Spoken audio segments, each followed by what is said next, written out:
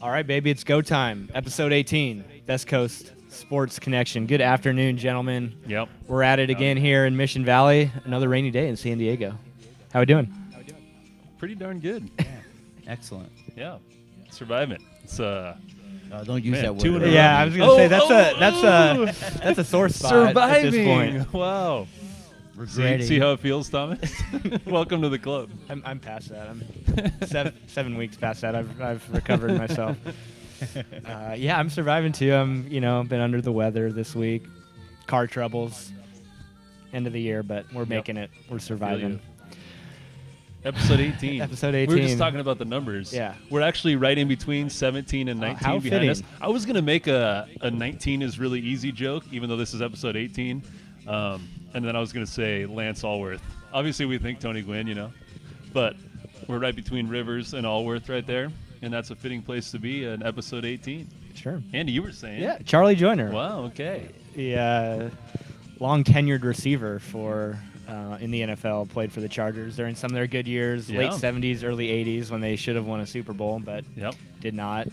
So he's the name and the number that I think of when I see 18, outside of Peyton Manning. Yeah, Peyton is the national choice, but we got to keep it local time to time. Speaking of Manning, did you see that we might be seeing another Eli Manning sighting? I did, yep. Sounds like it. I also don't want to talk about Daniel Jones right now because Daniel Jones ruined my weekend. Well, I mean, I ruined my own weekend by starting Daniel Jones Instead of Deshaun Watson. I know. And at stake in the game, if I would have won, I would have gotten a first-round bye. So now this week I have to play in the first round of the playoffs. I would have been the number 1 overall seed. I would have won money for winning my side of my division. And instead, I don't get any of those things, and I have to play this week.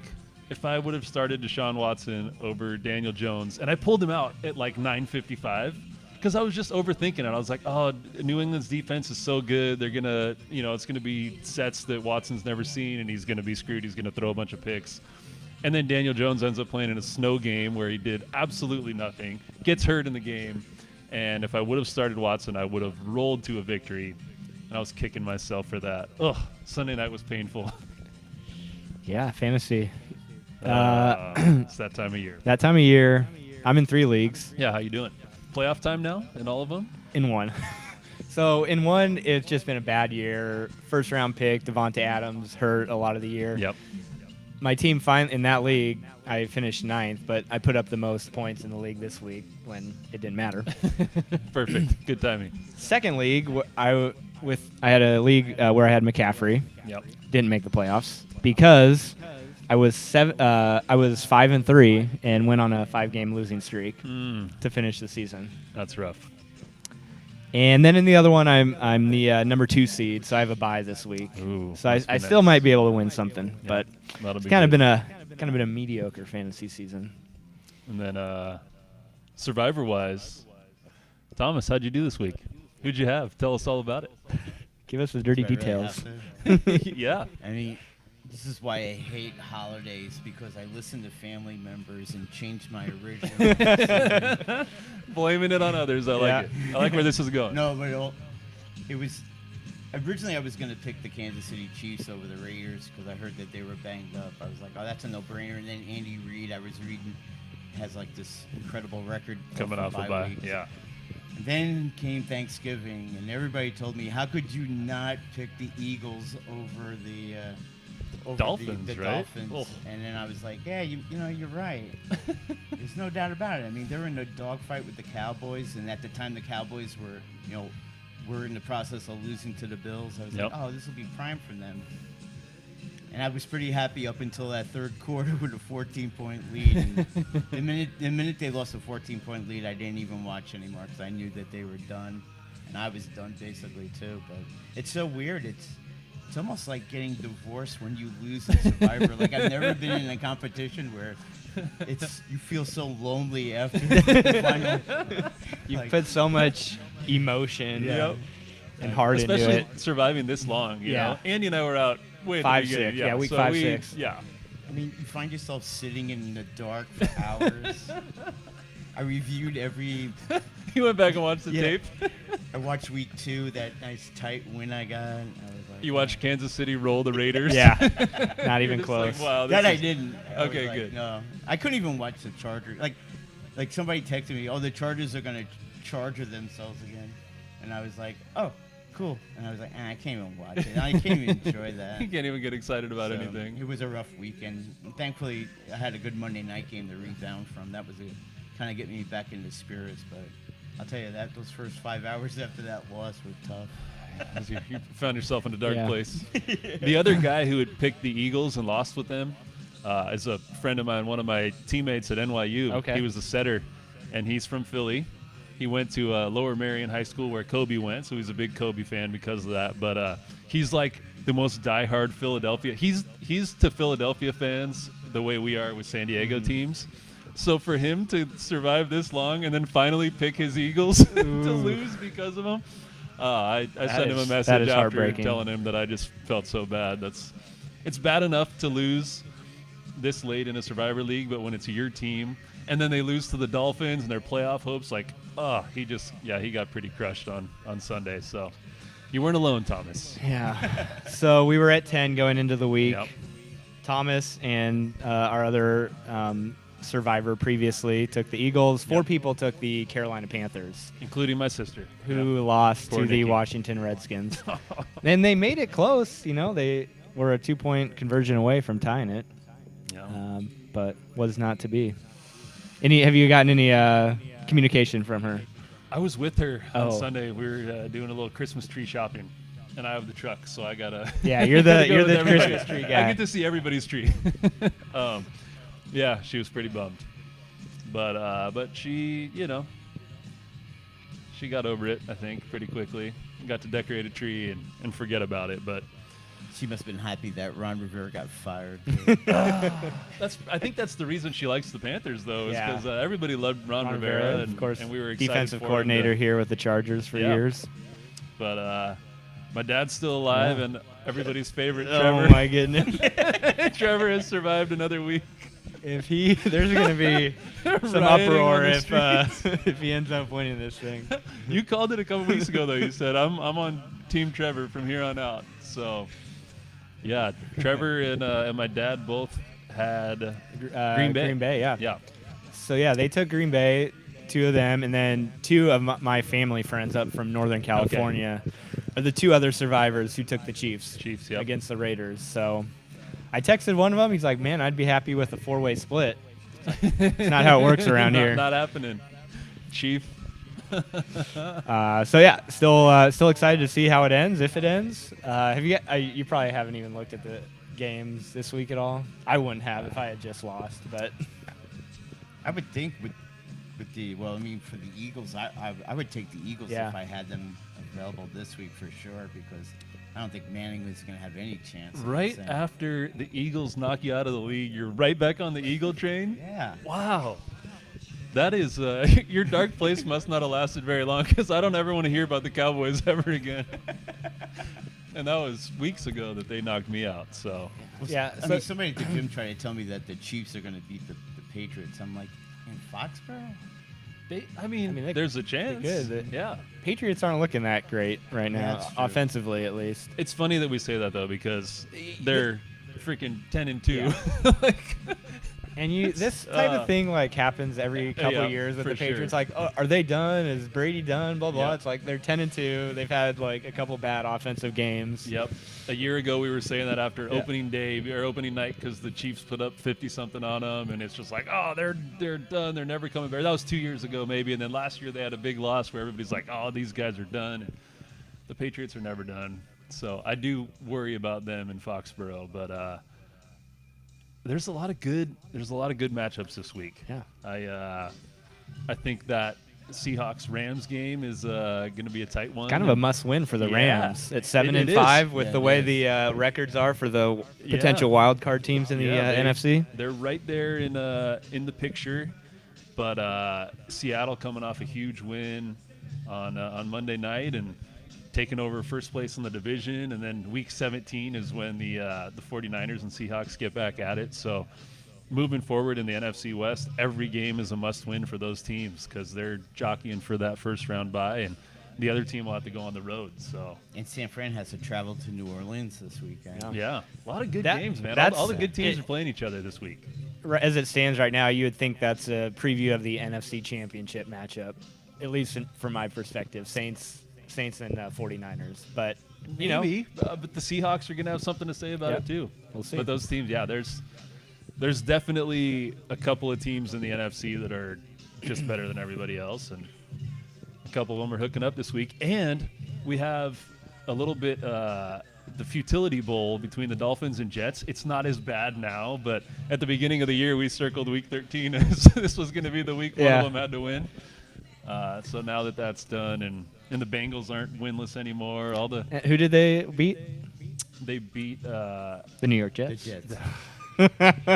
and That was the pre-Futility Bowl. And the Jets are the first NFL team to lose to two 0-7 worst teams in the same season. Yet they beat the Cowboys and knocked me out of Survivor. Hey, the Cowboys aren't. They're looking like they're a 500 team now. Are we so going to don't get feel a too 7-9 NFC East champion this year? It We could could, potentially yeah. happen. bad. I heard- oh, I'm go ahead. sorry. I was just gonna say that's the one thing that came out of this weekend for me is like my playoff board. I just threw it up in the air because I'm telling you, I don't know who's gonna make the playoffs right now. I mean, obviously the divisionals, most of the divisions are sewn up, but Yeah. the seeding, I couldn't tell you who. I mean, I think if you have a bad like 2 games in a row, like the Niners could find themselves in the wild card game. Yeah. As a wild card position, I said very easily. So it's so weird. I mean, how do you go from dominating the Green Bay Packers to now fighting for a wild card spot? That's how topsy turvy this league is. Well, they could end up 13-3 and going on the road to a 7-9 NFC East champion Cowboys in or the first Eagles week, team, yeah. or an 8-8 team. Like they could legitimately be they could win the rest of their games, lose that Week 17 matchup with the Seahawks, and go on the road in the playoffs. That's crazy. That reminds me. I think the one team that has won their division without a winning record was the Seahawks. I forget what year it was. Mm-hmm. It was when they won it at like 7-8-1, and then played New Orleans in the wild card game. New Orleans had been like 11-5 that year. And then Marshawn Lynch went on his beast mode. Oh run. yeah, the run Yeah. where he knocked He- over yeah. everybody in sight. But yeah, that was the Seahawks team who hosted a wild card game at 7-8-1 and in advance. So The 8-8 Chargers hosted the 12-4 Colts when Darren Sproles had that touchdown in the Powder Blues in overtime to win it. Oh, remember that walk off winner for 43. Yeah. So, man, going on the road in the first round is it's tough. But then we've seen a handful of wild cards win the Super Bowl. New York Giants come to mind a couple times. So, but yeah, man, that would suck to go play a team that you have a 5-game better record, 13-3 versus like an 8-8. That would, yeah. the thing I like about this NFL season is we've seen the best play the best. Yeah. More so, I feel, than in previous years, especially Yeah. the AFC. The Patriots, Chiefs, Ravens, Yeah. Texans, they're all They're all playing playing each other. You yeah, know? that is totally so we awesome. kind of get an idea of how it looks, and we'll see, some rematches in the playoffs. So that's pretty cool. I was reminded on October 20th, I wrote a piece saying that the Buffalo Bills, after Week 6, were a playoff lock in the AFC, and it's looking pretty good. I didn't want to bring it up until they were for sure guaranteed in, but and I may have just jinxed them. They're probably going to lose the last 4 and not make the playoffs, but the Bills look like the 5th team in the AFC, and then someone else has to get in in the 6th seed. Yeah. I don't know who it's going to be, but Tennessee and Oakland have a pretty big matchup here this weekend. Probably whoever loses that will be knocked out of playoff contention, but whoever wins that will still be alive for that 6th spot. Yeah, it seems like you said, all the teams that are in the hunt against each other are playing, so that's exciting. Early premonition. We talked about we wrote pieces on who the second best team in the AFC was after Yep. the Patriots, Ravens, Texans, Chiefs. I think the argument, you have a good case with the Ravens right now, Yep. but who do you see being the best team in the AFC? Just period. I still think it's the Ravens. I mean, Typical, this guy. It's Can you just- believe this guy? I mean, to me, it's they're a complete team. I mean, we just said about the Patriots. I mean, all kidding aside, that their offense is kind of really scary at times. And, Brady looks, I mean, I hate to say it, but I think Tom Brady actually looks like a 42-year-old quarterback at times. His throws aren't getting there, and he can blame his wide receivers all he wants, but the offensive line is really giving up a lot of hits on him, and I think his body just can't take the amount of poundage that comes at him each week. And boy, you hate to see a dynasty end like that, but I don't expect him to be in the playoffs this year. And I know I'm going against every green in the book, but I just don't see the Pats being that viable now. I just don't see who's the guy he's going to go. You can't continually go to Julian Edelman and tell me you're going to win a Super Bowl. There's no other player offensively that he can give the ball to and can make plays for him. Well, you know what happens every time we finish a podcast, right? They're going to re-sign Antonio Brown. So I think I know. I've seen Thomas some of is over those here rumors. talking. Yeah, we're going to look up, and the moment we go off air, Antonio Brown will be on the Patriots again. I've seen him too. And he had that weird tweet that someone else wrote for him because there was like a semicolon in it, and it was properly, and it was like saying sorry to the Patriots ownership and thank you for the opportunity. And I think Antonio Brown's going to sign with the Patriots before this is all said and done. Why not? Yep. Isn't there like a window where you can't sign players? I mean, I don't think if he's an unrestricted free agent and he's out there, like if someone they could even sign him in the playoffs. But then if someone got injured, then you'd have to be able to replace him on your roster. then how come they made a big deal about Gronkowski having to be signed by the end of November, or else he wasn't eligible for the playoffs? I just don't like. I don't know. I'm not arguing. I could be wrong. It's just like I don't know where all these little loopholes come from.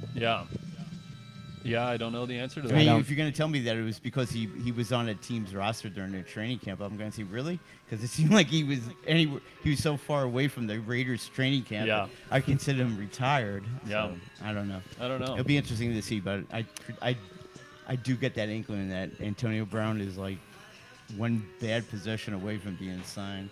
Yeah. What, would that change your thoughts on New England? No, okay. He's It's like, too nah, crazy. get that guy. What about you? Well, I could definitely see them re-signing AB. Their receivers just aren't creating enough separation, generally speaking. I mean, I think the logical answer to the best team is the Ravens at this point. They've just beaten the best teams in the AFC. In their ground game, you know in general what's going to happen, but you can't stop it. So love watching Lamar Jackson and their game planning. I'm going to stick with my Texans. They're 8-4. I could see them making the AFC Championship, but I think if they have to go on the road to Foxborough or Baltimore or wherever, I don't like their chances. But if it does happen, then I'm sticking with it. Well, I like where the Chiefs are at. I feel like each week that goes by, Patrick Mahomes gets a little more healthy, and that offense becomes that much deadlier. Not getting the bye will be tough, having to play every single week from here on out. And it looks like they're not going to – I mean, if they win this week, they'll still be in play for a bye. Mm-hmm. So I think they need that in order to be a viable Super Bowl-type team, because then that's just another week where Mahomes doesn't have to do anything. You saw how well that team performed coming off a bye this week. Thomas talked about Andy Reid's record coming off a bye. And the only thing that's more consistent than that is Kirk Cousins' record of futility in primetime games. So Monday night, 0 for his career 8. But I think that's a team. This is a must-win week for Kansas City against New England to have a shot to have a deep run in the playoffs. So that's kind of one thing I'm watching for this weekend is how they perform in Foxborough. If they can get a win and get a bye, whoo, baby. A little Kansas City, Baltimore AFC title game. How fun would that be? How crazy would that be if the Patriots are a 3 seed? I know. When's the last time they had to play in the divisional round? It's been a long time. I think it was. Well, I don't know what year it was. But I think it was the game where the Ravens went in there and just completely destroyed them. It was like a 34, 10 lead early on. It was just like their running game. Like you mentioned, I think Ray Rice scored 2 touchdowns on the first. Going 2 back to Ray Rice yeah. years, that's a long time. That's just crazy. Tom Brady's been to more AFC Championship games than he's missed. In his career, in the amount of Like seasons 10 that he's to played, 8 or he's something been- like that. He's been to more AFC title games than not, which is just insane. Yeah. I can't believe it. So, yeah, exciting though. Yeah. Big week in football. Going back to the Survivor League, probably the most common pick this week is the Texans at home against the Broncos. I wouldn't be surprised. I think all the remaining survivors in our league have them. I wouldn't be surprised if they all took the Texans, and whether they win or lose could go on for another week. Yeah. What if everybody took them? Then it doesn't matter, right? Yep. Whether they win or lose, it Yep. just moves on. Yeah. Well, then I hope someone doesn't. Yeah. I don't know who out That's there- where if yeah. you were in this You probably pick circumstance, against you that. pick just against that to hope that take the there's chance. maybe the upset and you come away with the cash this week. Well, I mean, Houston coming off a big win this last week in a game that they were way up for. The Broncos, we talked about earlier this year, they're not as bad as their record states. They've had a couple of games that could have gone this way or that way. Like, I could see the Broncos knocking off the Texans, Yeah. Could be a close game. especially as good as Drew Lock looked. Oh, the Chargers. Oh man, that you just reminded me of the game that past week. Hey, you brought up the Broncos. I know. Did you watch any I of did. that? I did. Oh, I gosh. watched pretty much the second half, and just, I mean, I felt like I've said this same line like 5 times this Yep. year. Typical Chargers loss. I know.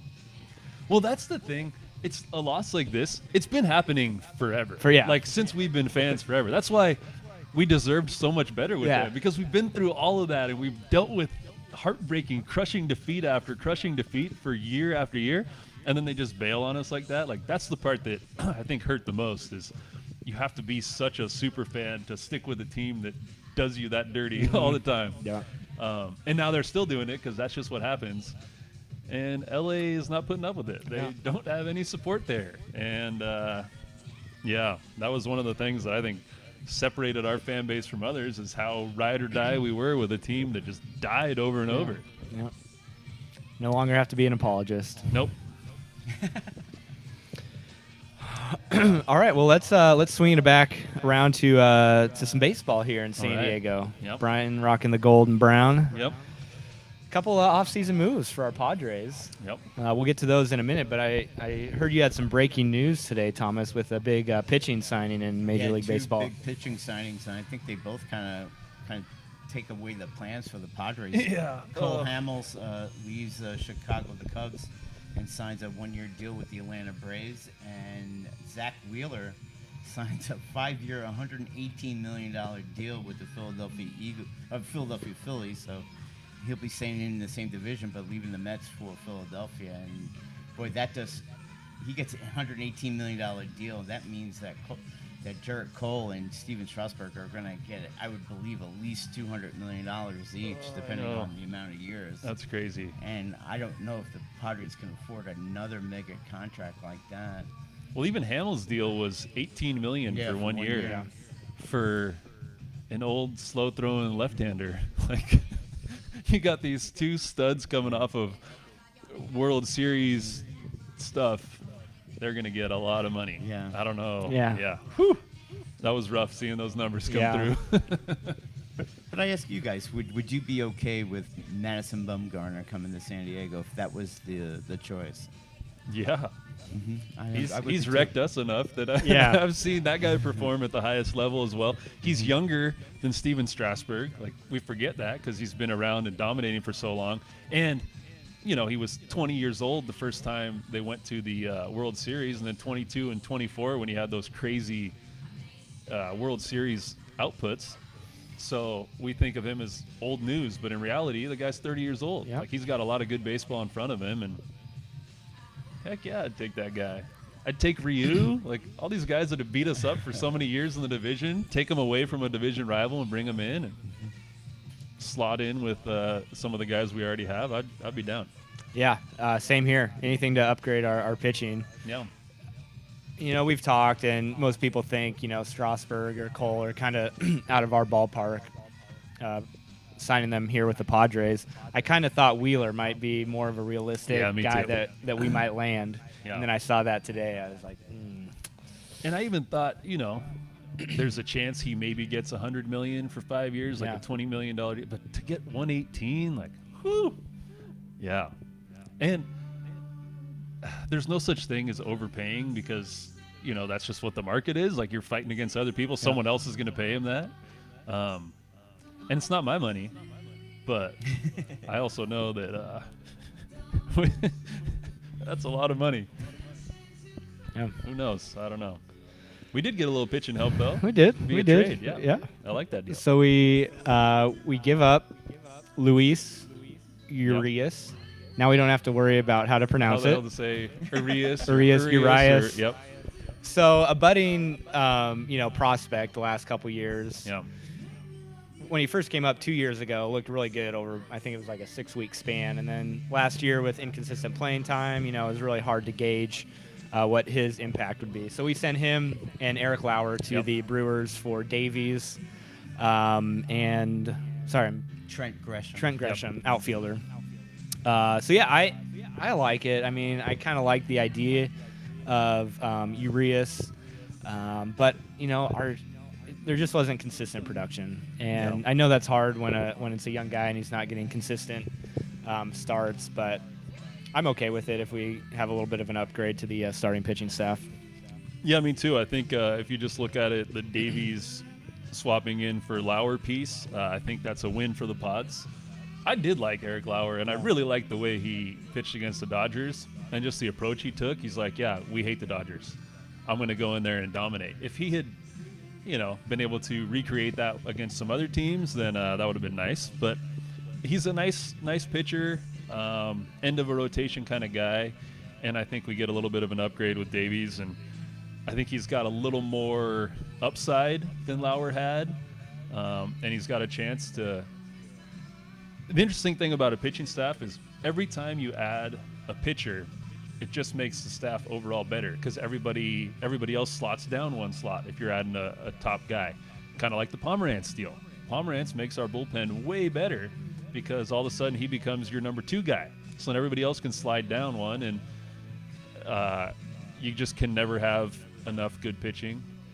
And Preller with Gresham and the deal for Trammell last year, he's clearly going after a specific type of center fielder or outfielder, these left-handed batting guys who can hit for some power but also become some gap guys and can play good defense. So I think that move is significant because we get a little bit better at pitching, and then we get another guy who's fitting the mold of what Preller's looking to do. Mm-hmm. I didn't know what was going to happen at second base because it left Garcia and Ian Kinsler as the only guys on the roster. But a couple days ago, we find out about the Jurickson Profar deal, and that seems to continue the trend of AJ's going to go for it with the pieces that he likes and that he knows. And this is totally his team now. So there's no more excuses to hide behind. Yeah, you mentioned Profar. It was with the A's last year. Yep. Rangers the year before. So hits 20 home runs both seasons with those teams. Averaged down a little bit. It was 254 2 years ago and 231 this past season. But it's nice to have another decent bat in the lineup there. And a very he's a utility player, so he can play other positions just besides second base. So I think that's a good fit for sure.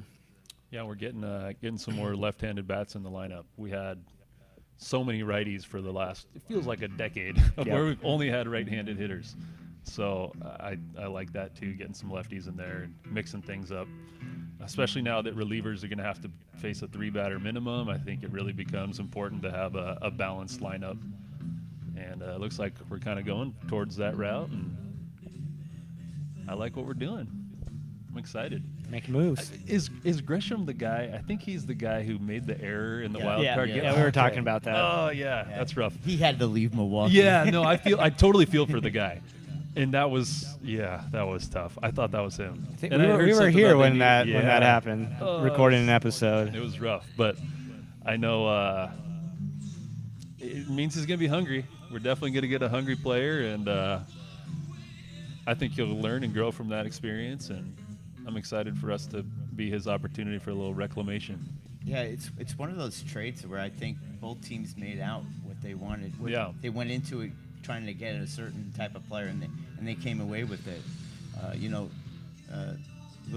Urias is going to play shortstop now for the Brewers. They got their infield kind of set now for the next few years, with Moustakas going to the Cincinnati Reds as a free agent.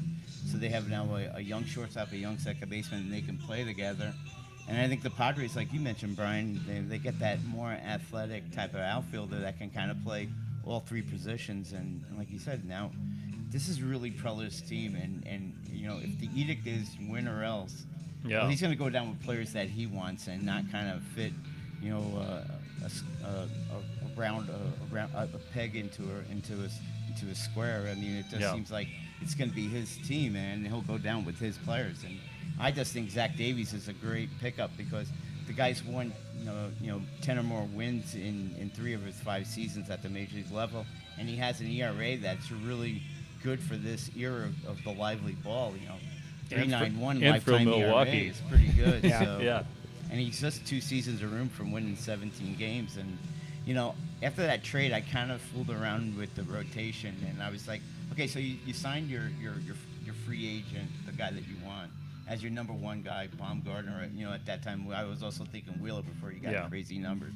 And then I said, now you can stick Paddock in as your number 2, not put the pressure on him. And then you got Davies as your 3, and then you can use, like Andy said in an earlier podcast, you can use Mackenzie Gore as sort of like utility guy. You know, you don't have to pitch him every 4th or 5th day, whatever you choose. And I think that's the way you build a rotation, and that's the way you become a contending team. I mean, you know, it's just slowly building it along.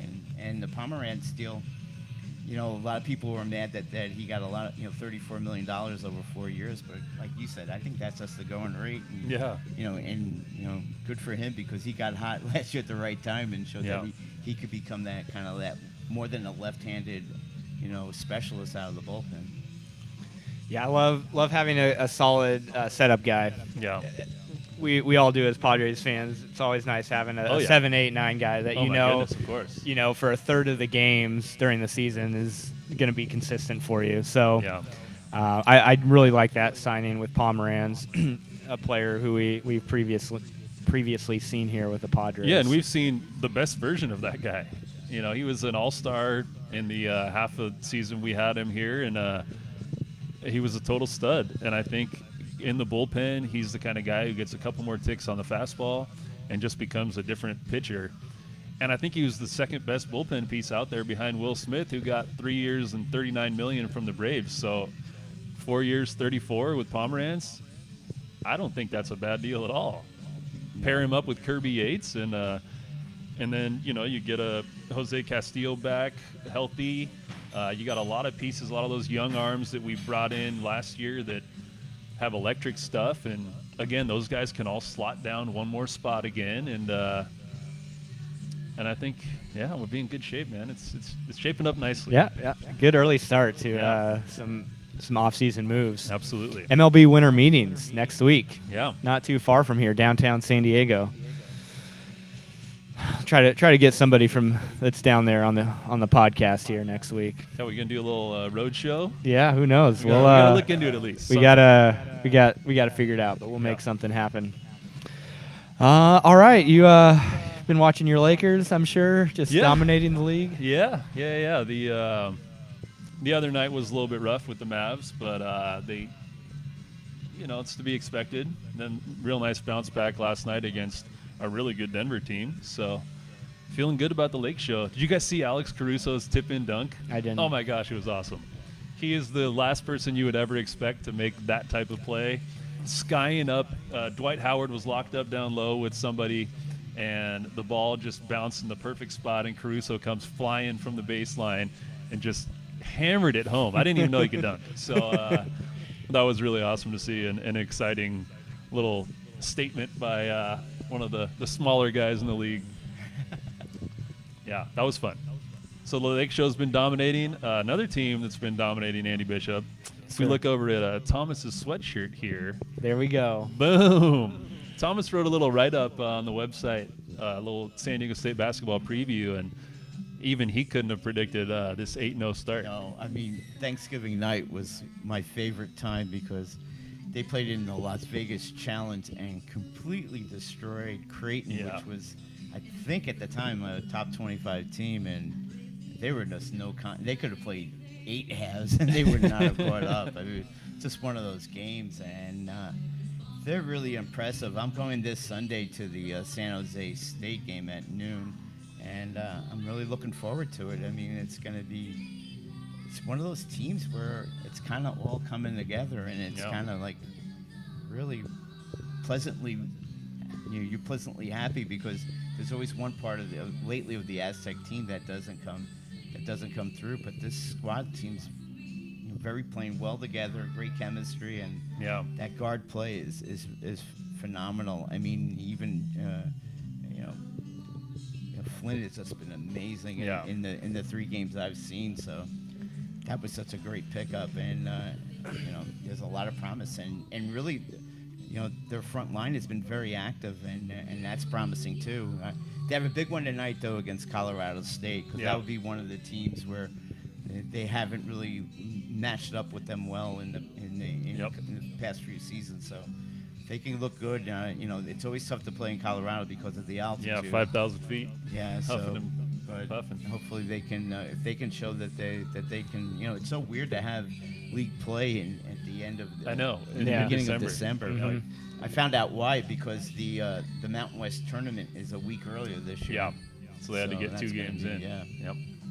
It's playing at altitude is definitely different, but the fact that they played at BYU already and showed up well there, I know it's a different sport and in volleyball, but when it was BYU week, we would practice with because of the altitude, the ball travels further, so we would put lines in about a foot in from the actual lines on the volleyball court, and then that was just our lines for the week, because if you serve and your serve goes long over like a foot here, then it's going to be out at BYU at altitude.